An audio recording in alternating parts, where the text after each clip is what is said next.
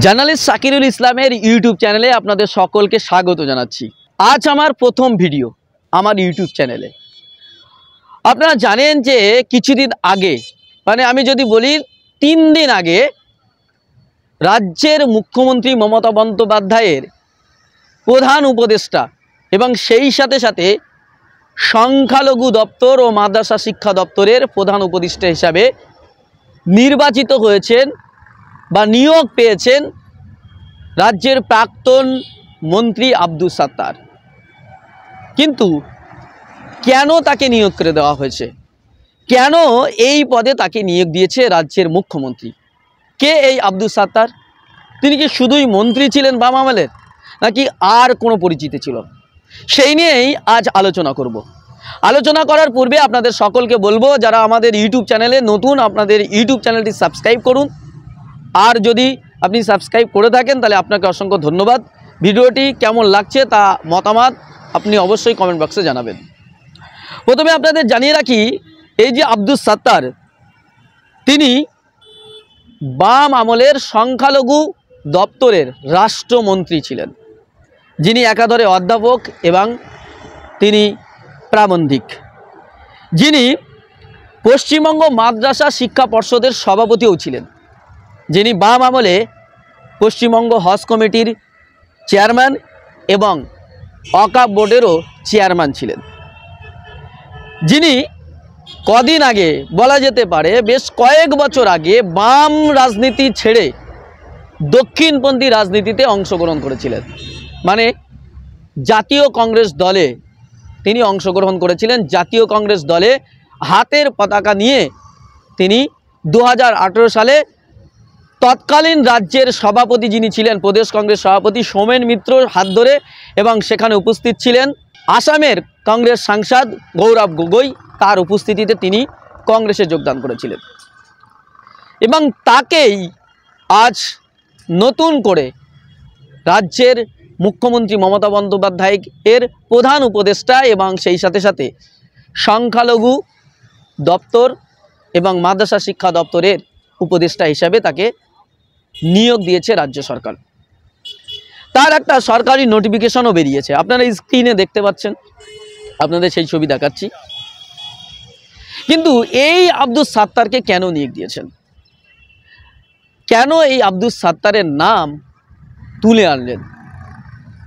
3টে তার, আমার কাছে, আমরা যে আলোচনা করেছি, বিভিন্ন বিষয়ে তার সম্পর্কে রিসার্চ করেছি, সেই রিসার্চ করে যে তথ্য পেয়েছি, বেশ 3টি কারণ রয়েছে তাকে এই জায়গায় বসানোর ক্ষেত্রে।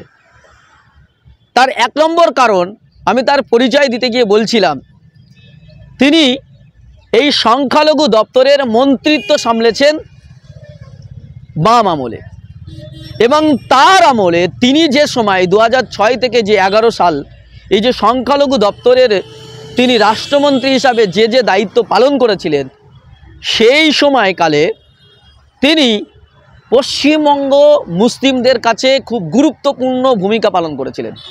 কারণ বাম আমলে যতগুলো মুসলিম চাকরি পেয়েছিলেন, সরকারি চাকরি, তার সবচেয়ে বেশি চাকরি পেয়েছেন তার আমলে, অর্থাৎ এই আব্দুস সাত্তারের আমলে 2006 থেকে 11 এই সময়কালে মুসলিমরা সবচেয়ে বামেদের আমলে বেশি চাকরি পেয়েছে।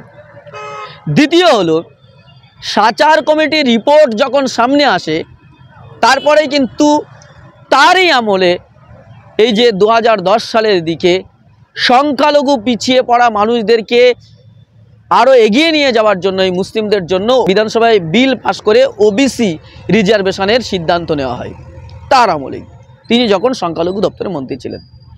এবং শুধু তাই নয়, তার আমলে নিউ টাউন যে ক্যাম্পাস আলিয়া বিশ্ববিদ্যালয়, সেই ক্যাম্পাসটা কিন্তু তার আমলেই কিন্তু হয়েছিল বলে, সূচনা হয়েছিল বলেই অনেকে জানেন। শুধু এখানেই শেষ নয়, মাদ্রাসা সার্ভিস কমিশন, যেটাকে কোর্টে অনেক সময় কেস চলেছে, অবৈধভাবে তৈরি হয়েছে বলে অনেক অভিযোগ উঠেছিল, সেই সার্ভিস কমিশনের সূত্রপাত ঘটেছিলেন এই আব্দুস সাত্তারের আমল। তাহলে এই আব্দুস সাত্তার সংখ্যালঘু সমাজে একটা সমাদৃত নাম, বিশেষ করে বাম আমলে একজন স্বচ্ছ রাজনীতিবিদ হিসাবে তার নাম রয়েছে।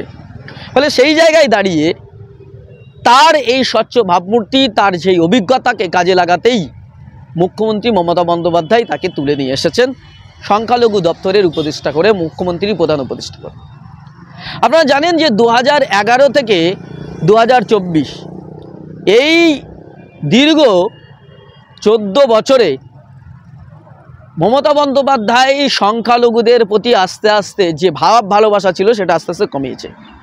2011 সালে মমতা বন্দ্যোপাধ্যায় মুসলিমদের যে গুরুত্ব দিয়েছিলেন, 2016 সালে এসে সেই গুরুত্ব আরও কম করে দিয়েছেন। 2021 সালে এসে মুসলমানদের গুরুত্ব আরও কমেছে।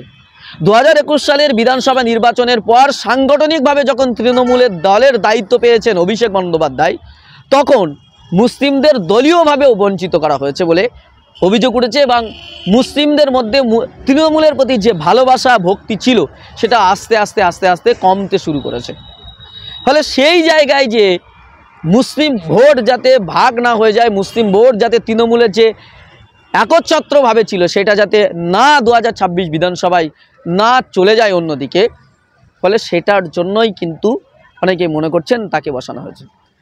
পাশাপাশি তিনি একদিকে যেমন ওয়াকফ বোর্ডের চেয়ারম্যান ছিলেন, দায়িত্ব সামলেছেন ওয়াকফ বোর্ডের, পশ্চিমবঙ্গে হজ কমিটির দায়িত্ব সামলেছেন, বলে সব দিক দিয়েই সংখ্যালঘুদের মন জয় করার যা যা কাজ, সংখ্যালঘুদের যে সমস্ত দপ্তর রয়েছে তাদের সেই সমস্ত দপ্তরে কাজ করা তার অভিজ্ঞতা রয়েছেন আব্দুস সাত্তারের, ফলে সেই কারণেই হয়তো তাকে বসিয়েছেন। দ্বিতীয় হলো আমাদের যারা অবজারভেশন বা বিভিন্ন রাজনৈতিক ব্যক্তিত্ব যারা আছেন তাদের সঙ্গে আলোচনা করে বা যেভাবে জানতে পারছি তার সম্পর্কে পর্যালোচনা করে জানতে পারছি যে পশ্চিমবঙ্গে কংগ্রেস আমলে গনি খান চৌধুরীর যে সুনাম ছিল, যার নামে আজও মালদাতে ভোট হয়, কংগ্রেস যার নামে আজও পশ্চিমবাংলায় একটা সাংসদ জিতিয়ে রাখতে পেরেছেন, সেই গনি খানের বংশের প্রার্থী হয়েছে বলে সেই গনি খানের পরে পশ্চিমবঙ্গে মুসলিমদের তেমন প্রভাবশালী নেতা আর উঠে আসেনি। বাম আমলে আব্দুর রেজ্জাক মোল্লার নাম শোনা যেত অনেকটাই, কিন্তু তারপরে তৃণমূল আমলে পশ্চিমবঙ্গের সর্বজন বিদিত সবার কাছে গ্রহণযোগ্য পায় এরকম নাম কিন্তু নেই। অনেকেই হয়তো বলবেন ফিরহাদ হাকিমের নাম রয়েছে, কিন্তু ফিরহাদ হাকিম উর্দুভাষী মুসলিম হওয়ায় বাঙালি মুসলিমদের তার প্রতি কিছু বিতৃষ্ণা রয়েছে। ফলে যে শূন্যপাত ছিল তৃণমূলের বা এই সরকারের আমলে মুসলিমদের, বাঙালি মুসলিমদের একটা মুখ তুলে আনা বা বাঙালি মুসলিমদের জনপ্রিয় একটা মুখকে কাজে লাগানো, সেটা এতদিন ধরে করে উঠতে পারেনি। ফলে সেই জায়গায় সেই শূন্যস্থান পূরণ করার ক্ষেত্রে আব্দুস সাত্তারকে অভিজ্ঞতাকে কাজে লাগিয়ে ডক্টর আব্দুস সাত্তারকে সেই জায়গায় বসানো বা সংখ্যালঘুর একটা অল্টারনেটিভ মুখ হিসাবে তুলে ধরা হয়েছে। পাশাপাশি অনেকে বলছেন যে অভিষেক ব্যানার্জির সঙ্গে ফিরহাদ হাকিমের যে ঠান্ডা লড়াই চলতো, সেই ঠান্ডা লড়াইয়ে ফিরহাদ হাকিমকে একটা বার্তা দেওয়ার জন্যই আব্দুস সাত্তারকে তুলে আনা হয়েছে যে ফিরহাদ হাকিমের জামানা শেষ, এন্ট্রি হলো আব্দুস সাত্তারের, বলে তার নতুন জামানা শুরু হবে, হয়তো অনেকে মনে করছেন। আবার আমাদের কাছে আর একটা তৃতীয় পয়েন্ট যেটা উঠে এসেছে সামনেই, আপনারা জানেন যে জেপিসি বিভিন্ন রাজ্যে যাচ্ছেন ওয়াকফ বোর্ডের দায়িত্বশীল বা যারা আছেন বা ওয়াকফ নিয়ে মোতাল্লি যারা আছেন, যারা এই নিয়ে চর্চা করেছেন তাদের সঙ্গে কথা বলার জন্য। এই ওয়াকফ বিল নিয়ে এসছে কেন্দ্র সরকার, সেইটা নিয়ে পশ্চিমবঙ্গ সরকারের যে অবস্থা সেটা এখনও কেউ ক্লিয়ার করতে পারেনি। কল্যাণ ব্যানার্জি জেপিসির মিটিংয়ে বসে রাগে ক্ষোভে গ্লাস পাঠিয়ে বা বোতল পাঠিয়ে হাত কাটছেন, কিন্তু ওয়াকফের মূল বিষয়টা সামনে আসছে না। বা জেপিসি যে ওয়াকফ কমিটির সঙ্গে কথা বলতে চাইছেন বা ওয়াকফের মোতাল্লিদের সঙ্গে মানুষের সঙ্গে কথা বলে ওপিনিয়ন নিতে চাইছেন, সেইটা তার বিরোধিতা করছে কল্যাণ ব্যানার্জি। তাহলে সেইটা নিয়ে প্রশ্ন উঠছে। আর ওয়াকফ নিয়ে একটা সংখ্যালঘুদের বিষয়, সেখানে একজন অমুসলিম কথা বলবে, সেটাও সংখ্যালঘুদের কাছে খুব একটা গ্রহণযোগ্যতা পাচ্ছে না। তাহলে সেই জায়গায় এই আব্দুস সাত্তারের মতো একজন অভিজ্ঞ ব্যক্তিত্ব তাকে সামনে এনে সেই বিষয়টা নিয়ে যদি কিছু করা যায় বা সংখ্যালঘুদের চাহিদাকে ওয়াকফ নিয়ে পূরণ করা যায়, সেই ভাবনা নিয়ে হয়তো তাকে বসানো হয়েছে। এবং পাশাপাশি আপনারা জানেন যে পশ্চিমবঙ্গে ওবিসি নিয়ে কলকাতা হাইকোর্টে যে রায়, তারপরে ওবিসি বাতিল, তারপরে সেইটা সুপ্রিম কোর্টে মামলা চলছে, সেটা নিয়ে মুসলিমদের মধ্যে অনেক প্রশ্ন রয়েছে। সরকারের গাফিলতি নিয়ে প্রশ্ন ইতিমধ্যেই উঠেছে, কারণ উপযুক্ত তথ্য সুপ্রিম কোর্টে বা হাইকোর্টে প্রোভাইড করতে পারেনি সরকার বা করেনি, সেটা নিয়ে প্রশ্ন উঠেছে। সেই জায়গায় দাঁড়িয়ে এই ওবিসি সম্প্রদায়দেরকে কিভাবে ফিরিয়ে আনা যায়, ওবিসি বাতিলকে যেভাবে রক্ষা করা যায় যাতে বাতিল না হয়, সেই বিষয়টাও দেখার জন্য সংখ্যালঘু মানুষদের সঙ্গে আলোচনা করে, মুসলিমদের সঙ্গে আলোচনা করে যাতে সেই জায়গাটা ফিরিয়ে আনা যায়। ফলে সেই জায়গায় সংখ্যালঘুদের কাছে একজন বিশ্বাসযোগ্য এবং সৎ মনোভাবাপন্ন আব্দুস সাত্তারের মতো লক্ষ্যে যদি দাঁড় করানো যায় বা তাদের কাছে তুলে ধরা যায়, সেটার জন্য সরকারের দিক দিয়ে যেমন লাভ, পাশাপাশি সরকারের দলীয়গতভাবে লাভ। আর একটা বিষয় যেটা রাজনৈতিক বিষয় আসছে, যে বসিরহাট লোকসভার যে উপনির্বাচন, সেখানে যিনি সাংসদ ছিলেন হাজী নুরুল ইসলাম, সেখানে তিনি তো গত হয়েছেন, তিনি মারা গেছেন, ফলে সেই জায়গায় শূন্যতা রয়েছে। ফলে সেখানে একটা সংখ্যালঘু মুখ তৃণমূল চাইছিল, সেই মুখ হিসাবে অনেক নাম আসছিল। প্রাক্তন আইপিএস অফিসার প্রাক্তন আইপিএস অফিসার হুমায়ুন কবিরের নাম আসছিল, বা আরও অনেকের নাম আসছিল। তারপরে ফিরহাদ হাকিমের কন্যা প্রিয়দর্শিনী হাকিমের নাম আসছিল, বা সেখানকার স্থানীয় মানুষজন চাইছিলেন লোকাল কাউকে, একজন নেতাকে ওখানকার লিডার হিসাবে, সাংসদ হিসেবে প্রার্থী করা হোক। কিন্তু সেই জায়গায় নানা মত ছিল। ফলে তৃণমূলের কাছে আব্দুস সাত্তার হচ্ছে একটা নতুন টোপ বা নতুন অপশান, যেখানে আব্দুস সাত্তারকে সেখান থেকে সাংসদও করা যেতে পারে। ফলে রাজনৈতিকগতভাবে এবং প্রশাসনিকগতভাবে লাভ।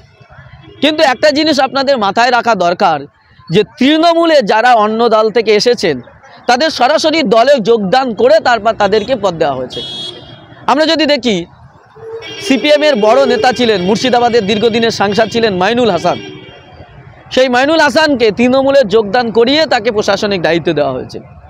আরও অনেকেই আছেন, বিভিন্ন দল থেকে এসছেন, কংগ্রেস থেকে এসছেন, বিজেপি থেকে এসছেন, সিপিএম থেকে এসছেন, তাদের অনেককেই তৃণমূলে যোগদান করিয়ে তারপর তাদের প্রশাসনিক দপ্তর দেওয়া হয়েছে। কিন্তু এই প্রথমবার আব্দুস সাত্তার, যাকে দলে না ভিড়িয়ে ডিরেক্ট প্রশাসনিক পদে এবং একটা পূর্ণ মন্ত্রীর পদমর্যাদা তাকে দেওয়া হয়েছে। তাহলে এইটা নিয়ে অনেক প্রশ্ন রয়েছে। তাহলে এইটা পজিটিভ না নেগেটিভ? সংখ্যালঘুদের মনোতুষ্টি নাকি সংখ্যালঘুদের সত্যিই কাজ করার জন্য উপদেষ্টা নিয়োগ করা হয়েছে? অনেকেই প্রশ্ন তুলেছেন, উপদেষ্টার উপদেশ মাননীয় মানবেন তো? সেটাই এখন দেখার বিষয়। আজ আমার ইউটিউব চ্যানেলে, নিজস্ব ইউটিউব চ্যানেলে, জার্নালিস্ট সাকিরুল ইসলামের যে ইউটিউব চ্যানেল, সেই ইউটিউব চ্যানেলের আজ আমার প্রথম ভিডিও। আপনাদেরকে বলবো, এই রকম ধরনের নানা তথ্য, বিশেষ গুরুত্বপূর্ণ বিষয়ের উপর আপনাদের কাছে আলোচনা করব। আমাদের ইউটিউব চ্যানেলটি আপনি সাবস্ক্রাইব করুন, আপনারা সাবস্ক্রাইব করুন এবং আপনারা মতামত জানান। এই ধরনের আরও কন্টেন্ট আপনাদেরকে দিতে থাকবো। ততক্ষণ ভালো থাকবেন, সুস্থ থাকবেন। ধন্যবাদ।